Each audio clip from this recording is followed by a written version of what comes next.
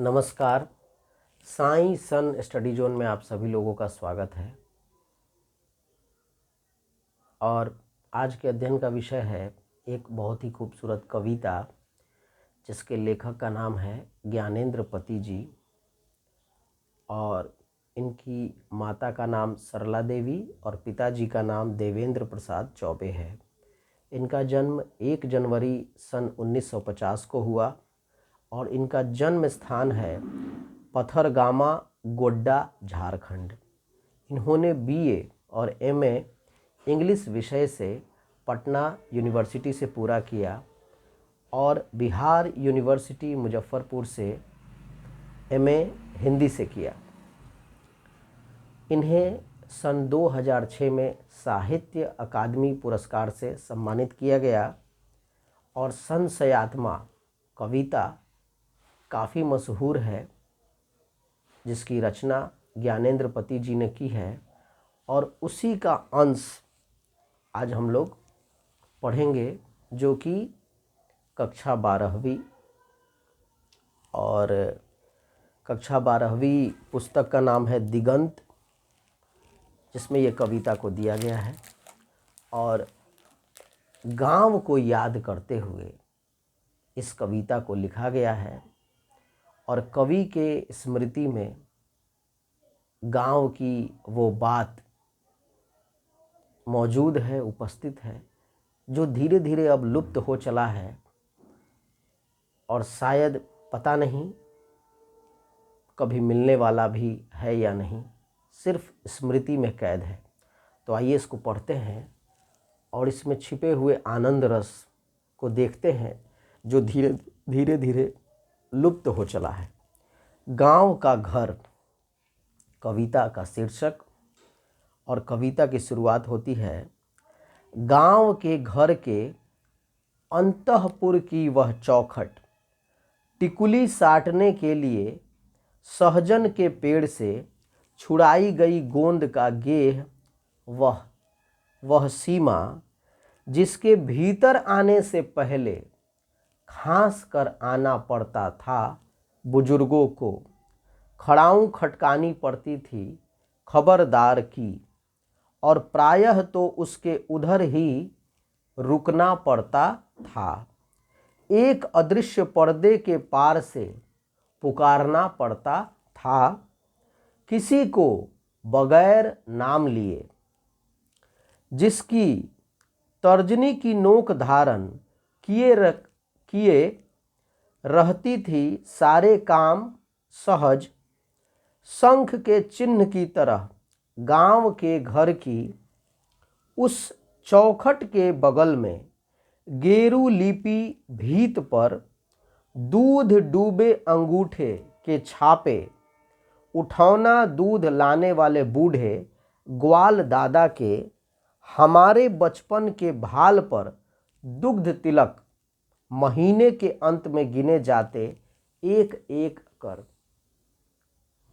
ये जो पंक्ति है, ये जो स्टैंजा है, इसमें गांव की खूबसूरती को कवि ज्ञानेंद्र पति जी ने दर्शाने की कोशिश की है, जिसमें जो अंदर की तरफ रास्ता होता है, गांव का घर, चौखट, और गांव की जो महिलाएं होती हैं जो टिकुली साटती हैं, बिंदी, उसमें सहजन के पेड़ से लिया गया गोंद चौखट पे होता था जिसका वो इस्तेमाल करती थीं। और बुजुर्ग जो बड़े व्यक्ति होते थे वो घर में प्रवेश करने से पहले खांस कर जाते थे, जिससे जो घर में बेटी, बहू, महिला है उसे इस बात का आभास हो जाए, पता चल जाए कि हमारे बड़े आ रहे हैं और वो अपनी मर्यादा को समझ ले और तैयार हो सके। खड़ाऊं खटकानी पड़ती थी खबरदार की।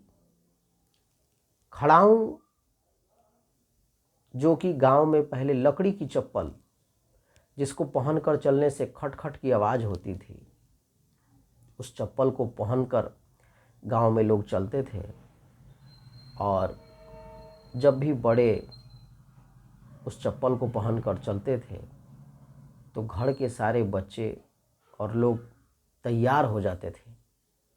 उन्हें इस बात का पता हो जाता था कि अब हमारे बड़े आने वाले हैं, और वो सावधान हो जाते थे, खबरदार हो जाते थे। कोई पर्दा नहीं लगा था, लेकिन एक अदृश्य पर्दा काम करता था। बगैर नाम लिए किसी को पुकारा जाता था,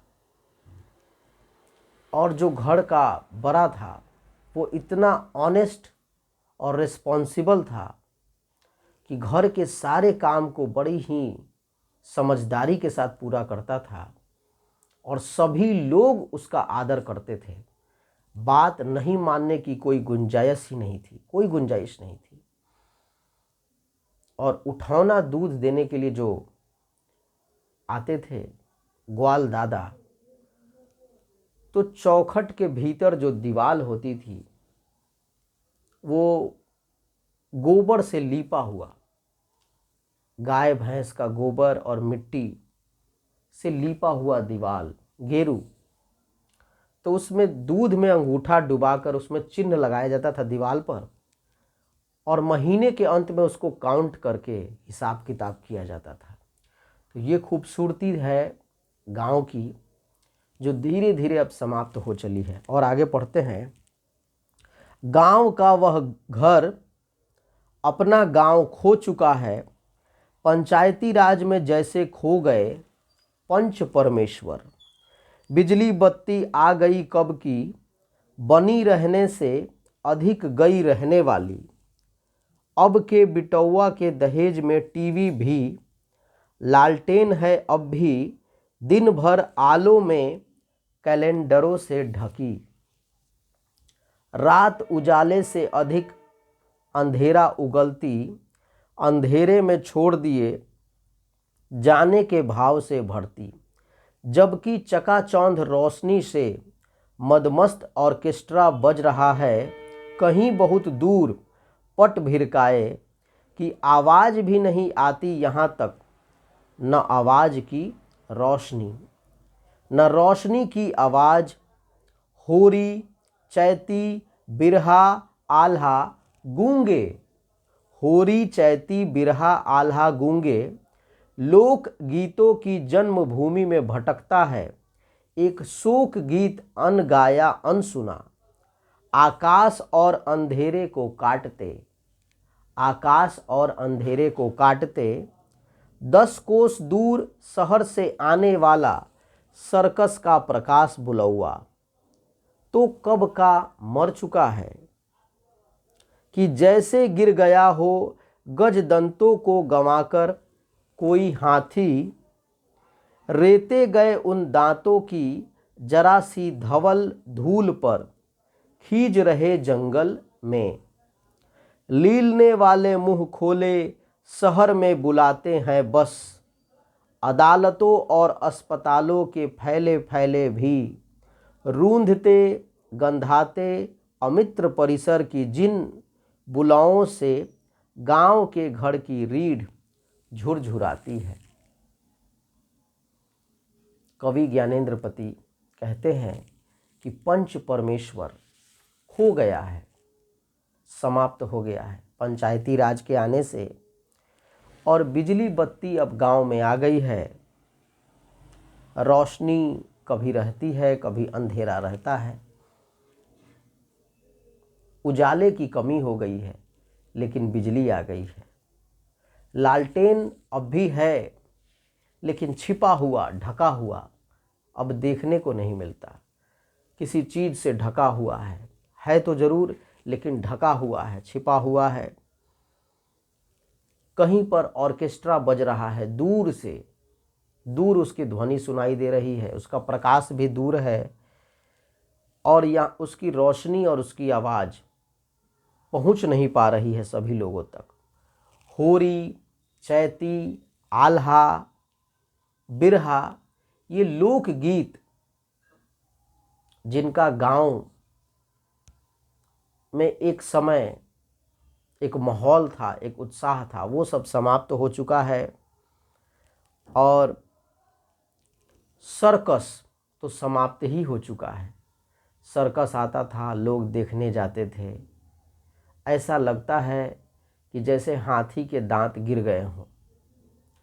और गांव जो कि एक शहर का रूप ले चुका है, शहरीकरण गांव में प्रवेश कर चुका है, शहर के जैसे माहौल बनते जा रहे हैं। गांव की जो अस्मिता है, जो सम्मान है, जो संपदा है, वो धीरे धीरे खोती चली जा रही है। और शहर जो है, ऐसा लग रहा है कि सबको बुला रहा है। अदालत और अस्पताल अपना दरवाज़ा खोले हुए, अपना मुंह खोले हुए सबको अपनी तरफ खींच रहा है। और गांव शहर बनता चला जा रहा है। गांव की अस्मिता समाप्त होती चली जा रही है। जो खूबसूरती है गांव की, वो धीरे धीरे समाप्त होती चली जा रही है। तो गांव का घर कविता में कवि ज्ञानेंद्र ने अपनी स्मृति में, अपनी यादों में गांव की खूबसूरती को व्यक्त किया है, जो पहले मौजूद थी लेकिन अब धीरे धीरे वो समाप्त हो चला है। तो कितना खूबसूरत हुआ करता था गांव। आज का जो लग्जरी लाइफ स्टाइल है, उस लग्जरी में हम लोग गांव से दूर होते चले जा रहे हैं। लेकिन आज भी जब गांव की खूबसूरती को याद करते हैं तो सिर्फ यादों में वो कैद है, अब दोबारा वो मिल ना सकेगा। Thank you very much.